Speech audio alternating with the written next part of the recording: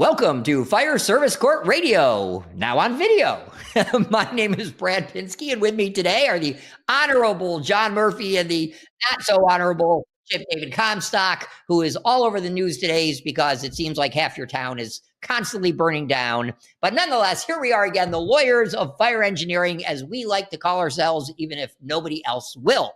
So today, with all this discussion about DEI and diversity, equity, inclusion, and the federal government taking certain offices away and rights away, or practices and procedures or requirements away, we thought we would talk about, from the lawyer side, diversity, equity, and inclusion.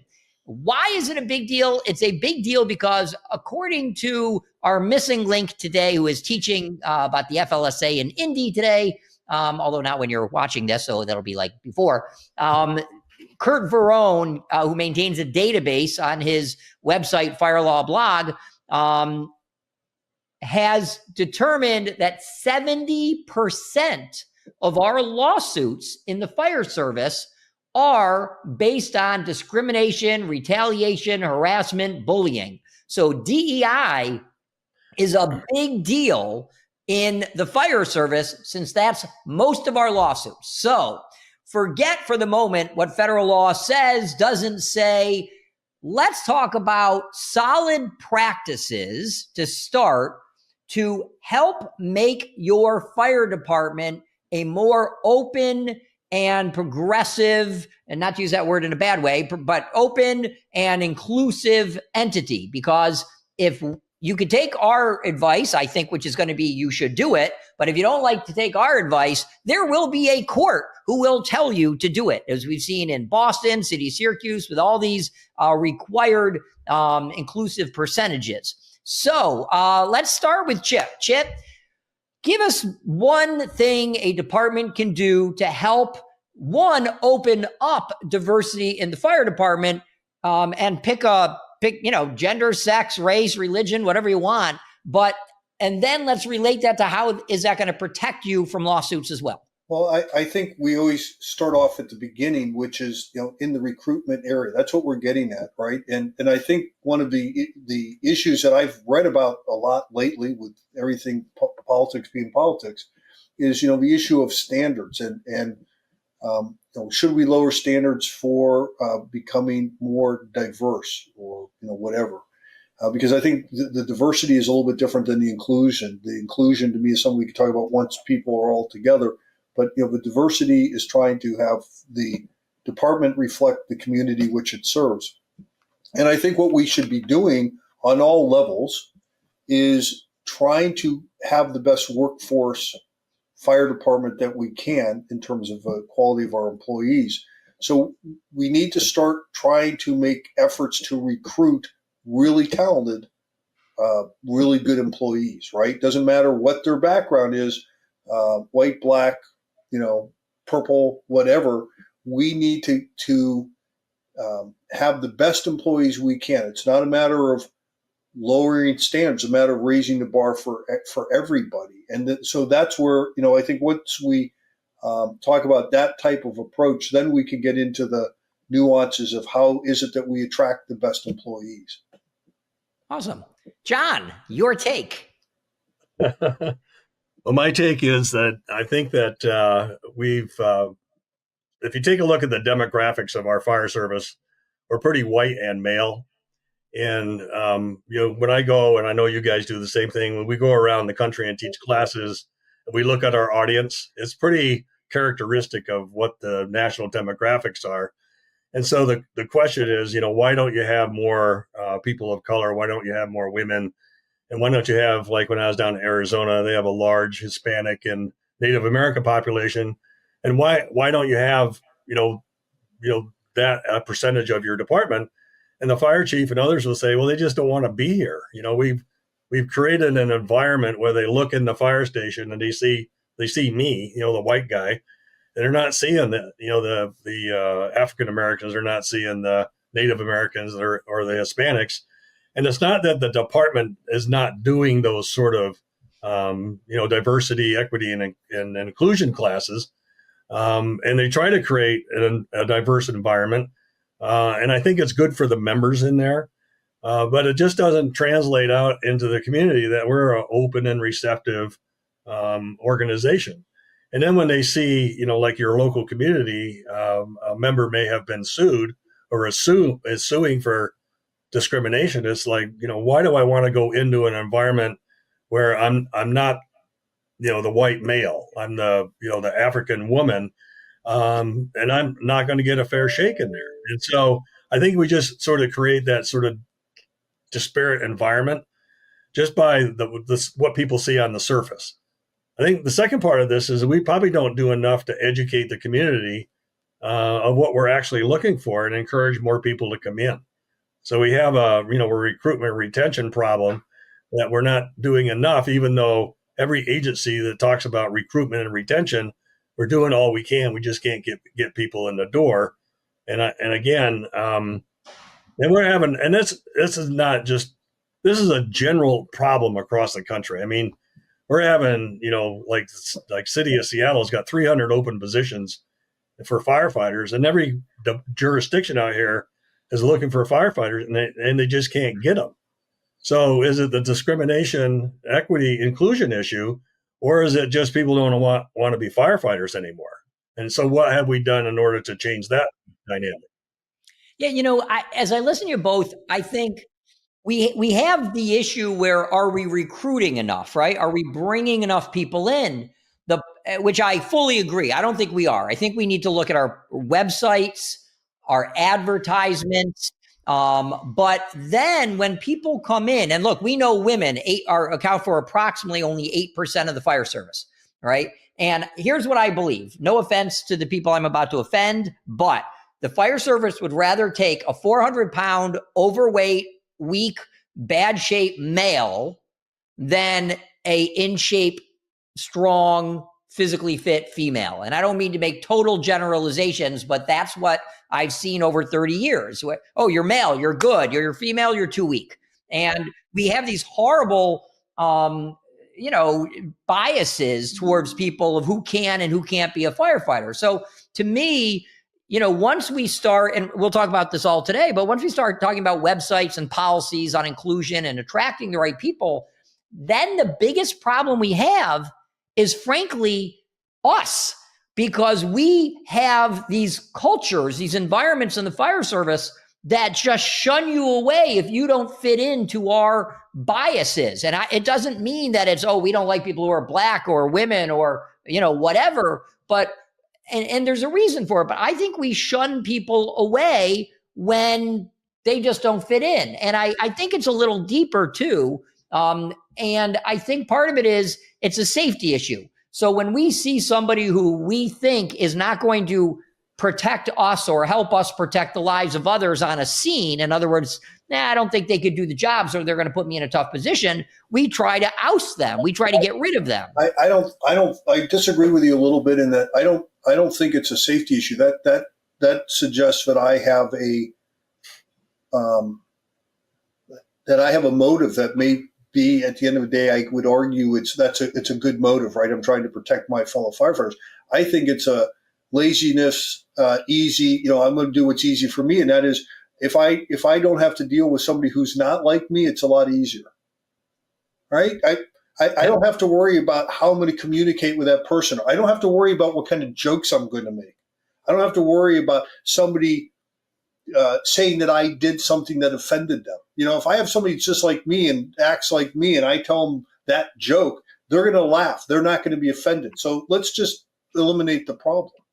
I love that point. That is a great point. And it's not so different than mine, but yet it's very different. And yet, doesn't it then get to what's our internal culture, right? Who fits into our environment? If our culture is telling bad, dirty, nasty jokes, we should change the culture to prevent that issue, shouldn't we? Yeah, and here's the thing. Part of it is a leadership issue, right? Because, and I've been around departments, and I don't want to get specific, but I've certainly seen those departments where they have the culture exactly what we've talked about, and then you've seen departments that don't. And so one of the issues is, what's the difference? And I think it comes down to having an inclusive department. And again, this is where I think getting back to John's point of, is it how easy it is to diversify your department if it's not inclusive, right? I mean, that's the whole idea that people need to feel that they're welcomed. And I think that it really does start with leadership. I mean, if you're going to make it very clear that, listen, we want this to be a place where people want to go to work, that it's a place where they go to have fun, that we want people to enjoy the time while they're here, not be harassed, not have, whatever. And that, we expect our folks to act professionally. I think it's then easier if people see that, again, as John's point, if they see that that's the environment, I think people are more willing to join that department. And one of the things I think we have to acknowledge that one of the reasons it's so hard now is if you look at the demographics of population by age, we see that, the 65-year-old workforce, the 65-year-olds have the highest number of people, and they're all retiring. And the number of people drops. The number of people dropped down significantly to the, I think it's the early 30s, late 20s, and so people retire, and we don't have the folks behind them to fill those jobs. And so we're looking out for a workforce that just has less people. It's more competitive from the employer trying to get employees to work for us. And then we're sitting there going, oh, you have to, be up all night. You have to do this. You have to risk all these issues. And it's not a stay-at-home job, right? I mean, there's been lots of documentation there's been a lot of stories where people have left the fire service to go to jobs where they can stay home and make better money. So I think one of the things we have to look at is, and it's hard with limited budgets, to say, listen, number one is, if you want to attract more and better people, pay more, improve the benefits that you're getting, which everybody doesn't want to do, right? That, it's less government. We have to do this. So, we're fire and EMS workers are essential. And we need to recognize that, that's one of the jobs that people are going to keep you safe and keep you alive. So, if you want to invest in that, you need to invest in that. We need to find ways to, besides the money and benefits, then making the culture and the environment of the firehouse, attractive. And that includes, having people that treat each other well and get along. And to me, it's just basically a human rights, human dignity type thing. It's just treat people nicely, right? So to that point then, John, and by the way, if anyone hasn't read it, John wrote a great article on this exact issue in March of 24 in Fire Engineering, which you can easily find online. I just did. But John, let me ask you then. So what Chip's basically proposing is to turn an aircraft carrier in a small lake, right? I mean, we want to just turn the fire service around so it is more inclusive and accepting. And I fully agree with Chip, right? It is 100% the leadership's issue. How does one leader, how does a group turn the ship around and effectively force a culture change to be more accepting of the qualified people, right? I don't think anyone's saying we need to take in people who are not qualified, regardless of any other factor.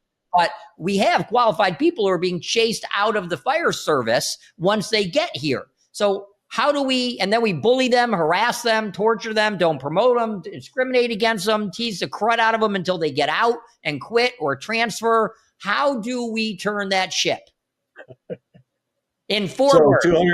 250 years of history unchanged by progress, right? There you go. So I always say, and I was in the Navy once, so I know what it takes to turn a ship, and it's hard, right? When you get a big aircraft carrier, it takes, 50 miles back that way to start turning the steering wheel to get like 2 degrees, to the port or starboard. It's difficult. I mean, you have, certain leaders that have come up through the ranks, and they're, steeped in that culture that, has had that sort of abrasive environment, and they're not really willing to change a lot.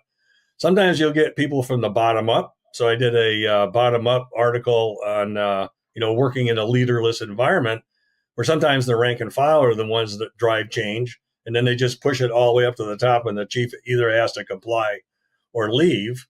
And then I think the sort of the third leg of the stool is the educational component. So, and I think this is a good topic because last week I did a class in another county here on harassment and discrimination and retaliation, and the members there talked about the age issues, and so many of them were middle aged, in their whatever it is, 40 or 50s. Very few people were young, and they said that we really can't attract a lot of younger people coming in because of what Chip said. Their lifestyles are not conducive to a fire department environment of 24 to 48-hour shift. They're declining mandatory overtime, and they're just more me centric than they are department centric. And so the example was when I worked as a firefighter, I was focused on the department and less on family, right? So now it's more focused on me and my family and less on the department. And so, how do you recruit, these individuals coming in, and how do you make the environment more conducive for them? We've also seen that people are less tolerant of discriminatory action or harassment and that sort of stuff. And so, they're quicker to file a claim. I think they're quicker to say no. And it's incumbent on us to teach the lessons that, we're trying to create a safe place for the firefighters and attract more people coming in, and they can go out into the community and say, this is the best damn job ever. And they pay well, great times off. There's some, if you want to work, picking apples, you can do that. But the fire service allows you to do lots of different things, and we need to bring people in. The discrimination, equity, and inclusion aspects of it is that those are necessary classes. They've taken on a whole life of their own in other circles that is now banned in the military and banned in large corporations. And when I've talked to people in large organizations who have taught the DEI sort of philosophies, they said it's been the best thing for our employees, our customer base. If you take a look around like Costco, which we have the world headquarters here in town, you take a look at the cross section of the people that are there. They're from all over the world, right? And they're all different colors. They're different genders. There's been a big movement on identifying gender identity now, lesbians and gays and transitioning, and those those classes of people and who identify as such. And now it's like we've started this whole movement to go backwards, I think. And I think the fire service can champion that sort of forward progression by, teaching that type of class. You don't have to say the DEI part, but you can say the word, say discrimination. We're providing an anti-discrimination class. We're providing an equity class to make, the life equitable and creating a safe place. And we want people to be included. You can say that sort of stuff, teach the classes. And I think we accomplished the same goal. Our problem, again, and I think Chip nailed it right on the head, is that it's easier for me to tell you a dirty joke or a racist joke or a joke if you look like me. And so I think we need to get beyond that sort of that sort of attitude. And I can tell you that when I was in the Navy and I was on that aircraft carrier with 5,000 other white guys, there was not a joke that we couldn't tell. It was not a prank that we couldn't pull. And so when I got out into the fire department, and I was using the F word all the time because that was, my vocabulary, and I was telling dirty jokes, like the guys would say, "You can't do that anymore. Right. You're not in the Navy." And so all you people who are not like me are ruining my fun, right? That's what I. So look, I think when I was chief, I'm Jewish. So when I was, I was the first Jewish fire chief in my 202-year history of our department at the time. And, I remember hearing comments like, "Oh, I can't believe we have a, Jew as our chief, and a Jew is this." And, and yet I would walk into the room and I would still hear, which is interesting, obnoxious comments, not necessarily directed at me, but racist, sexist, whatever. And I would immediately say, "That's enough. This is not going to happen. Not going to happen." And you walk out and you wonder, is it still happening? So part of the problem I think we have is how does the leadership, if it's not bottom up, how does the leadership even get familiar with what their actual culture is, right? You may think you know what the culture is because it's what people show you when you're present. But when you're not present, how do we learn what's really being said unless there's a whistleblower, somebody who, right, doesn't want to ruffle feathers, but things get so bad they say something? How do we create that culture to say it's not okay, whether I'm here or not as the chief, done? I think that's a great point. I think one of the things you can do is just literally say that's not acceptable, and here's why, right? And let people know what your views are. That doesn't mean it may drive some of it underground, but it's harder to have that discriminatory culture on an underground basis than it is if it's just going on out in the open. And so I think the more you can damp it down, the better the organization will be in the long run. Again, it's small steps at a time. You can't change it, to John's point, your point, overnight. The one thing I think that, I know we're really short on time, but that I think in this culture today, literally, DEI is a very bad word, right, term. And that, when you even mention it, to John's point, hey, we don't do that. That's woke, right? We're going to hear all sorts of reasons, to eliminate it, to pull it away. But at the end of the day, two things. One, to John's point again, lawsuits are going to continue. It doesn't have to say DEI, right? Brad, that, hey, here's all the lawsuits. You don't want to talk about DEI. Wait for the lawsuits to come that have been going on long before that was ever the term.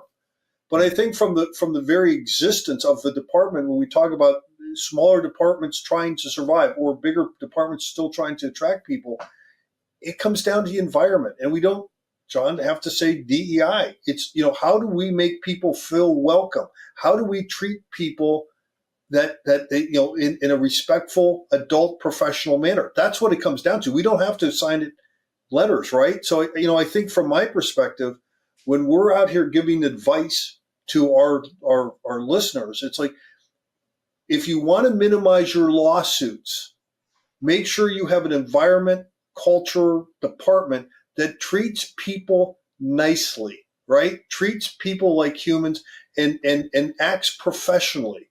And however that's got to get done, from the bottom up, from the top down, focus on treating people respectfully, and you won't have to deal with us as lawyers. So shouldn't we then, as lawyers, start with what I call the foundation of everything, a policy, right? And then after the policy, which sculpts the department like you want it to look, right? We do not discriminate against here. We treat people fairly here. We have essential job performance requirements, which establish the minimum functional, physical, and emotional things you have to be able to do to join. But once you can do the job, once you have the physical and mental abilities to do the job, then you should be protected. And then I get back to culture. You can have all the policies in the world you want, right? But if you don't have the culture, what does it matter? So, John, and by the way, just so people who are watching, and I guarantee everybody who's like, I'm not talking about harassment and diversity and, has signed off, and everybody who's not the problem has signed on. I want to invite, if we ever did shorts, I want to invite everybody who hates somebody else because of their skin color, gender, sex, whatever. You should stay on because I want to talk to you, right? We want to talk to you. I challenge you, right, to get on. But so, John, what I want to ask is, great. We've got the policy. We've got the lessons that we're teaching, hopefully wholeheartedly. What about the violations? What are we going to do for discipline? Remember, we just said we have fewer firefighters, right? But how are we going to now impose discipline? How are we going to enforce our views of what the culture needs to be? Well, I think that, you talked earlier about, how does the chief know? How does the chief know that the department's, complying? And I can tell you, as a chief officer, you can say the same thing. You go into the fire station, everybody's busy, they're clean, they're talking, nicely, they're not just, paraging other people. So it's a whole different environment. And I think that we need to take it down, to the sort of the mid-level managers and the firefighters to educate them on the policy. That's the first thing. This is what our expectations are, codes of conduct, the discrimination, anti-harassment, anti-bullying, those sort of policies. And then the discipline part needs to be swift. And so when I taught my class last week, I talked about, is it a small violation or it is a large violation? And is the small violation just rolling off of people? They don't really get making a big deal. But, when does the rubber band break when this says this is enough, right? So you put a policy in there that says, we need to stop the behavior. If you don't stop the behavior, I'm going to file a complaint, have a good complaint process. Because I think what we see, and I've seen in many, reviewing cases and whatnot, that the courts always say the department failed to take meaningful steps to stop the violations. And so if we engage early, I think we have a good resolution. If we engage late, then what that means to me is that there's complicity and acceptance of bad behavior, and then it's hard to stop it. And so early on, again, it's the education. It's the individuals that are managing your workforce out in the field and on, in the fire stations that are your first step in sort of engaging and changing behavior in an organization. And people bring a lot of stuff in with them. When we interview people, when we hire people, there's a whole background of their experiences historically, religiously, schools, families, and stuff that they bring into the fire station with them. And sometimes, the fire station is a different environment for them. And so we need to, educate them as to our culture and our expectations. So, it's funny. I had a couple of black friends a long time ago in New Orleans, and they said to me, one, they hate affirmative action, which I love. They taught me why affirmative action is not necessarily a good thing. One of them, who I'll just say, this guy named Charles, who I'm sure isn't watching, but Charles he's a master orator. He was winning national competitions everywhere on arguments, brilliant. I think was number 3 or 2 in our law school class, which was not easy. And he gets a job, and I talked to him about a year or two after, and I said, how do you love your job? You're at like the pristine firm in the US. I said, it's great for Tulane, my school, to have you there. And, it's great for everybody that you're there. And he says, I can't stand it. I said, why not? This is what you've always wanted. And he's like, no one thinks I belong here. He's like, no one has any idea that I was hired for my grades or my competitions. They just think I was hired because I was black. I said, okay, are you breaking barriers? He's like, breaking barriers? I'm not going to change a thing, for the minor amounts of people who get admitted. So I learned not to be a fan of affirmative action. But what I liked is 2 of my friends said, come out with me for a moment. Now, I've always been fairly, inclusive, just the way I was raised. But I go out with them and they take me, this is my favorite, to literally an all black bar. It's not a bar called All Black Bar, right? And it's not like it says no white people. It's mostly black bar. Greatest music ever, Muddy Waters, and a whole bunch of great stuff going on there. It's New Orleans. But I'm like one of the only white people there. And they turn to me and they go, how do you feel? And I was like, oh, I'm totally fine. They're like, are you? They said, because you're suddenly standing out. Now, I did have a response. I said, well, I was the only Jewish kid in an all-male Catholic prep school. So I get what it feels like to stand out. I don't need the color of my skin to do it. But the point was right. Imagine being the minority walking into the majority, see how comfortable you feel, and you even sense other people's uncomfortableness. And they could maybe sense mine or not. I don't know. But when you're just different, when you're just stand out, blatantly out, I think that's how you feel. So I don't know how we stop those barriers other than upping the ante, right? And if there's 1 black male, having 10 black males who are qualified. But I think we've got to start recruiting heavier. And this is really what I want to say. Tomorrow I'm giving a lecture in Erie County, New York on why people join, why people quit. And funny to John's point, the thing we start with is a video from 1980 from the Navy, right? And I call it This Man's Navy. Every single person in the video looks like the Village People. I mean, they look like all white, men, right, with big mustaches out of some porn movies. But that's who the Navy was trying to recruit, all white men back in the 80s. Look at the Marines videos today. Who are they trying to recruit?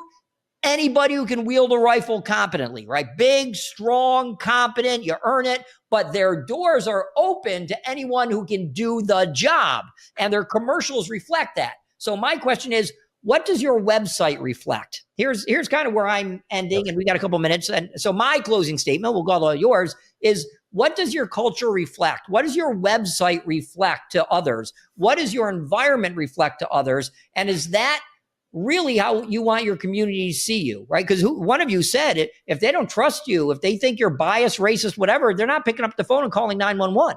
And we've seen that in places.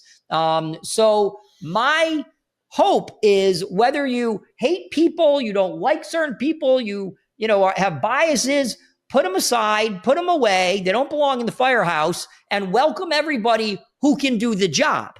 Right? Welcome everyone who's qualified to do the job. Change the culture. Policies help. Lawyers will destroy you if you don't, as Chip said. But, let's open our doors and change the culture. So let's go back in a little clockwise order. And for closing comments, John. So I think, this is probably one of the best programs we've had in months. I think it's the only program we've had in months. So that's a lot to say, except for me and Chip. And so I think the issue is, as we're seeing the sort of the culture, the climate, I guess, of America has changed a lot with the elections. I think the fire service, we don't want to get stuck in a time lock that we're going to be, the white male society that, everybody wants us to be. I think we've got a lot of work to do. So, when the civil rights legislation was signed into law by Johnson, and and the Kennedy worked on, some of their works on civil rights and those sorts of things. I think we need to make sure that we are continually developing in the fire service, and that there's a lot of opportunity for people who want to come in. And we need to make it open and welcoming to people, and make it a safe place for people that don't look like me, right? So people of color, women, people who identify themselves differently. And that's a huge job. And I think as we cycle out upper level management, we're going to get people from the bottom up again that are going to be taking those positions. And I think we're going to be in a better position. And I've said this, I've been in the fire service over 30 years. And I'm still hopeful that we get to a point where we eliminate a lot of these discriminatory claims, and make it a workplace that people want to come and be welcome. And the final words go to Chip. Well, I think we've said, and I think you guys have covered the closing pretty well. I was going to just add a little caveat to think about. And that is, one of the things I think we also tend to do when we're working on recruiting some of our minorities is we have a minority join a department. Again, whether it's Jewish, female, etc. And we turn to that person and basically say, your job now is to recruit more folks that are like you. And is that fair to that person who we've just recruited?